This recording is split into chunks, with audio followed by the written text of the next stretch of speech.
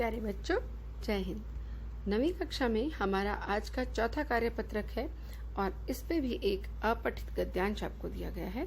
अपठित गद्यांश को हम अपने उचित लय, उतार चढ़ाव के साथ पढ़ेंगे और फिर इसके उत्तर देंगे। बच्चों, आप सामने फोटो में देख रहे हैं कि स्वच्छ भारत का एक चित्र बना हुआ है। इससे आपको थोड़ा सा आइडिया तो हो गया होगा कि ये किस विषय में है। इसे पढ़ते हैं और अंजाम तक पहुंचते हैं कि जो हमने आइडिया लगाया है, जो हमने सोचा है, वो कितना सही है। तो पढ़ते हैं अपना आज का गद्यांश। महात्मा गांधी अपना काम अपने हाथ से करने पर बल देते थे। वे प्रत्येक आश्रमवासी से आशा करते थे कि वह अपने शरीर से संबंधित प्रत्येक कार्य तथा सफाई स्वयं करेगा। उनका कहना था कि जो श्रम नहीं करता है वह निंदनीय है। निंदनीय यानी निंदा के योग्य है।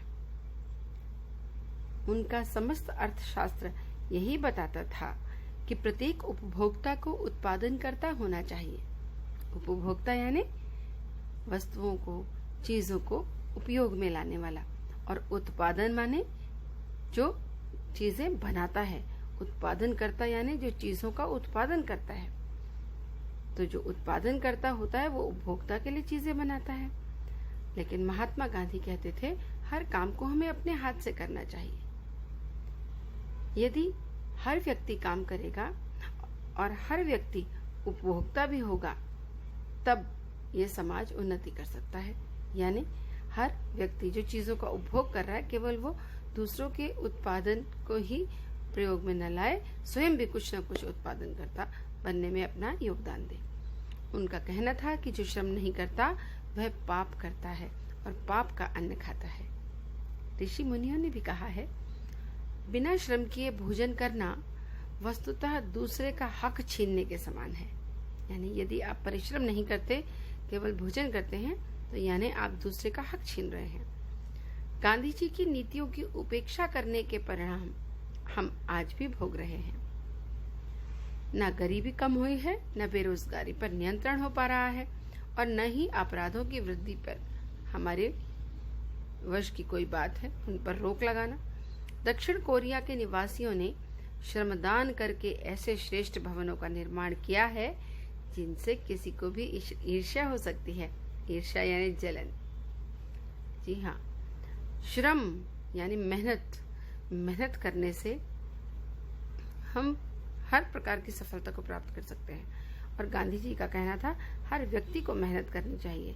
वो एक उदाहरण देते हैं कि दक्षिण कोरिया की जो बिल्डिंग्स हैं उसे यदि आप देखें तो दांतों तले उंगली दबा लेंगे, और वहाँ के निवासियों ने उसे श्रमदान करके, श्रमदान का अर्थ समझते हैं आप? एक श्रम की तो हम कीमत लेते हैं। जब हम नौकरी करते हैं, कोई श्रम करते हैं, उसके बदले हमको पैसे मिलते हैं।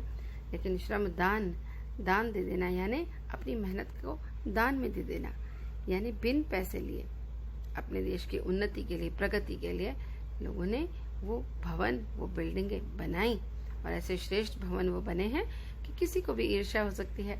तो जब वो कर सकते हैं तो हम क्यों नहीं कर सकते? तो बच्चों, हमने देखा कि इस गद्यांश में महात्मा गांधी के ऊपर ही चर्चा है, उनके विचारों पर चर्चा है, जिसमें प्रमुख बात यह है कि हमें अपना काम अपने हाथ से करना चाहिए। ये जो स्वच्छता अभियान आज हम चला रहे हैं, ये उन्हीं के विचारों की देन है। वो स्वयं भी अपने आश्रम में अपने कमरे की सफाई, अपने कपड़े धोना, सभी कार्य स्वयं करते थे और लोगों के सामने एक बहुत ही अच्छा उदाहरण पेश करते थे। चलिए अब हम इनके प्रश्नोत्तर देखते हैं। गांधी जी प्रत्येक आश्रमवासी से क्या आशा रखते थे? प्रश्न 2, गांधी जी के अनुसार प्रत्येक उपभोक्ता को क्या होना चाहिए? प्रश्न 3, गांधी जी के अनुसार पाप का अन्न कौन खाता है? प्रश्न 4, ऋषि मुनियों ने किस कार्य को दूसरे का हक छीनने के समान बताया है? प्रश्न 5, उपर्युक्त गद्यांश का उपयुक्त शीर्षक दीजिए।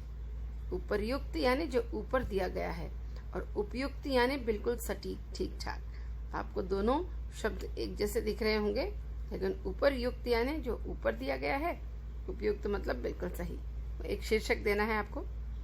छठा प्रश्न है, आप अपने घर के कार्यों में किस प्रकार सहयोग देते हैं, वो भी बच्चों आपको बताना है। इस वर्कशीट को आपको जल्दी से कर लेना है और व्हाट्सएप ग्रुप पर भेज देना है। धन्यवाद।